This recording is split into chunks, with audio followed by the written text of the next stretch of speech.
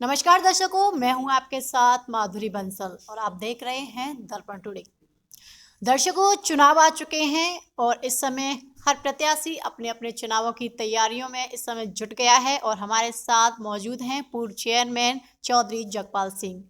जानेंगे इनसे कि अब के चुनाव में ये खड़े उतरने जा रहे हैं और कितना इनका चुनाव में इनका विकास कराएंगे, जानते हैं। नमस्कार सर, आपका हमारे चैनल में जी स्वागत है। नमस्कार। बहुत बहुत धन्यवाद आपका। सर, चुनाव आ रहे हैं, क्या कहना है? देखिए, चुनाव आ रहे हैं ये तो कहना है, लेकिन सरकार कब कराएगी इस पे थोड़ा सा बिल्कुल। अभी असमंजस की स्थिति बनी हुई है। पूर्व में चेयरमैन रहे हैं आप अब तक, और इस समय प्रेजेंट में जो चेयरमैन हैं अब तक कितना विकास हुआ है, कितना नहीं हुआ है, इसकी? देखिए, मैं ये कह सकता हूँ कि पूर्व में मैं चेयरमैन रहा जी। एक योजना 2006 से 11 तक, जी। और 2012 से मेरा काम देख करके जनता ने 12 से 17 में मेरी धर्मपत्नी श्रीमती भगवती देवी गुड्डी को भी चेयरमैन बनाया।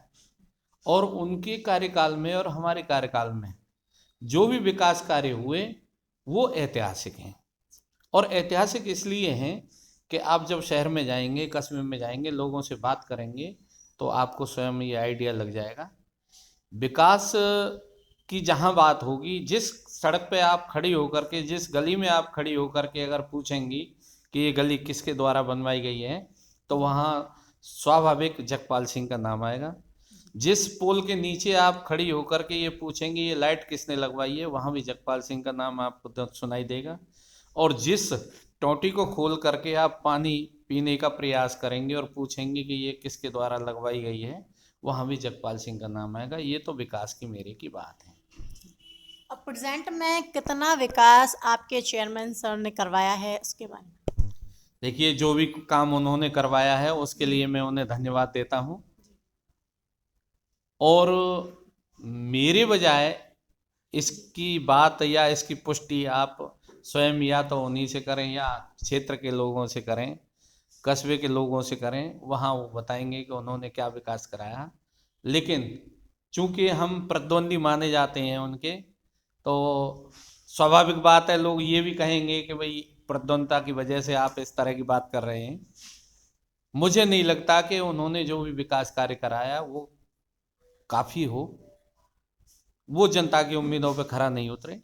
जो उन्होंने वायदे किए थे उन वायदों को वो पूरा नहीं कर पाए। चीज़ें छोटी छोटी सी मेरे सामने हैं। मुझे याद है जहाँ तक, तो उन्होंने कहा था कि भाई पूरे शहर में वाईफाई की व्यवस्था कराई जाएगी। आज तक तो मैंने कहीं सुना नहीं शहर के किसी कोने में वाईफाई की व्यवस्था हुई हो।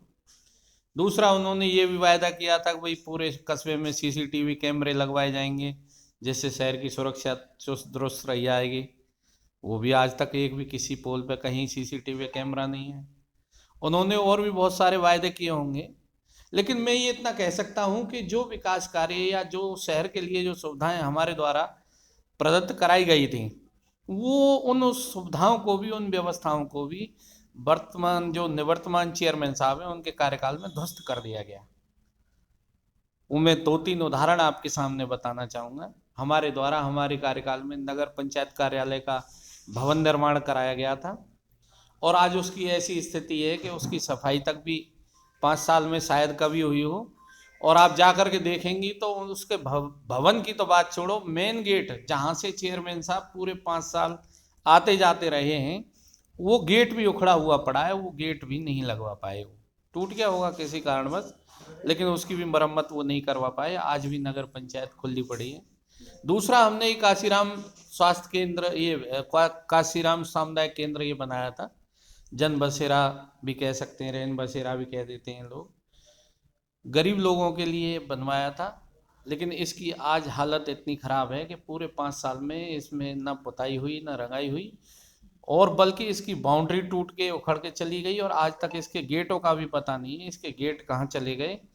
मुझे तो ये जानकारी मिली है कि नगर पंचायत ने वो गेट भी कबाड़े में बेच दिए। अब कहाँ तक सही है कहाँ तक नहीं है मैं तो नहीं कह सकता, पर ये जरूर है कि सामने सबको दिखाई दे रहा है उसकी हालत खराब है।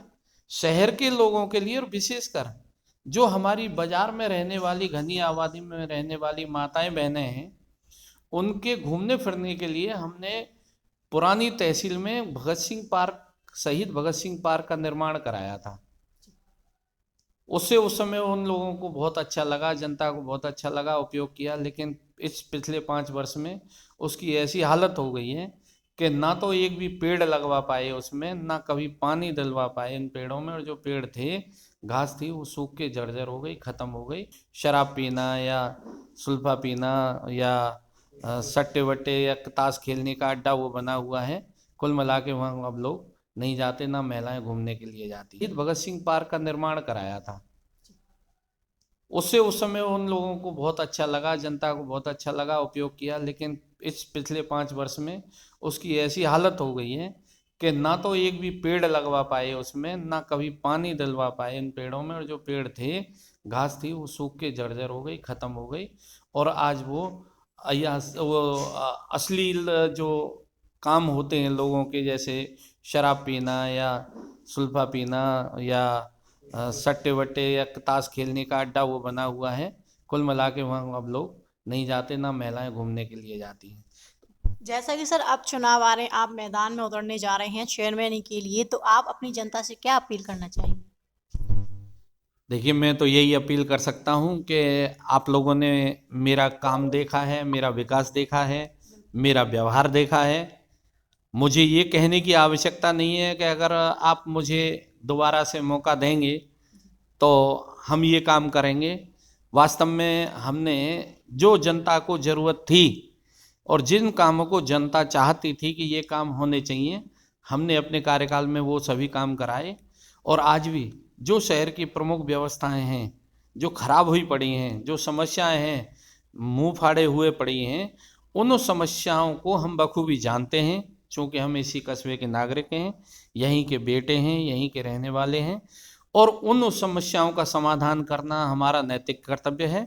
अगर जनता हमें उन्हें आशीर्वाद देती है और जिम्मेदारी देती है, तो हम वो सभी काम करेंगे जो शहर में समस्याएं उत्पन्न पिछले 5 वर्षों में हुई हैं, जिनका समाधान होना था वो नहीं हो पाई, उनको हम करने का प्रयास करेंगे।